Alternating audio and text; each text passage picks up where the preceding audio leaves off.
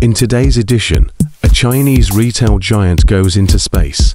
Boeing's Starliner prepares for its first manned launch. NASA has a plan to rescue Voyager 1. And a new HIV antiviral is created in orbit. A rocket manufacturer in China and online retailers are joining forces to take dropshipping to the next level, into space. This could open up huge opportunities for the Chinese economy and their military world. Chinese company Space Epoch is developing a system to replace cargo planes and ships with sub-orbital reusable rockets, as part of an agreement with online shopping platform TAAU, owned by Chinese retail giant Alibaba.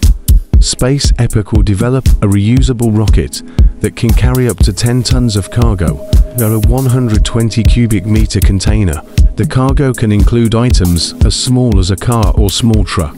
Such a vehicle would be used to quickly and inexpensively deliver goods from launch site to landing site anywhere in the world, reducing delivery time to just 1 hour. This initiative is analogous to SpaceX's plan and their Starship cargo spacecraft variant, which can be used to deliver supplies in areas of natural disasters or even active combat zones. Space Epoch's headquarters in Beijing has been developing a vehicle very similar to Starship for several years now, and has progressed to static testing of their methane-powered engines in 2023, so they have concrete results to share with investors. The Yonying 1 prototype rocket has already successfully completed at-sea recovery tests, which provided the company with over $27 million in funding last November. However, there's a problem here that will also affect SpaceX.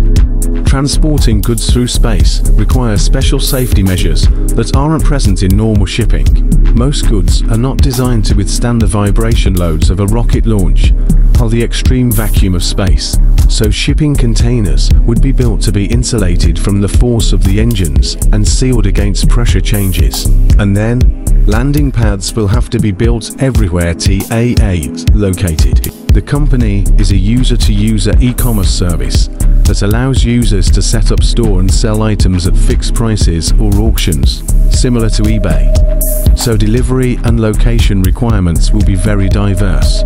For this reason, Space Epoch plans to begin testing rocket delivery next year and reportedly recognizes that their goals will be difficult to achieve this short term. So even though they are already testing their equipment, it seems that Space Epoch is realistic about the entire testing process for this unique project. This initiative comes at a time of rapid expansion in China's commercial space sector, thanks in part to government leadership calling for more funding. Finally, after timing issues and equipment defects, Boeing's Starliner capsule is finally preparing for its first manned launch. We've already been warned to expect success, but not perfection. This will be the capsule's third launch in general and first manned launch. The flight is planned from Space Launch Complex 41 at Kennedy Space Center no earlier than May 1st. The capsule itself was fueled almost 2 weeks ago and is in the process of merging with an Atlas V rocket built by ULA Corporation. The mission is to carry astronauts Butch Wilmore and Sunny Williams to the International Space Station for an 8-day stay. During the flight, the team will conduct performance checks of the capsule's systems, focusing on technical aspects that could not be tested during the 2 previous unmanned missions. Capt. Wilmore cautioned those expecting high performance from this mission, saying, "We should not expect perfection. This is a test flight. Flying and operating in space is difficult, very difficult, and we are bound to find some problems. This is expected." The first flight, where we will integrate all the capabilities of this capsule. The Starliner capsule has nearly 50 ROVs, making it very maneuverable.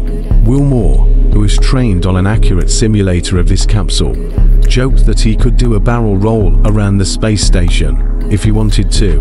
Unlike SpaceX's Crew Dragon capsule, Starliner has physical controls and an airplane-style helm, not just a touch screen. The crew will conduct some simplified manual controls in orbit and then dock with the International Space Station's Harmony module rather than the Poisk module.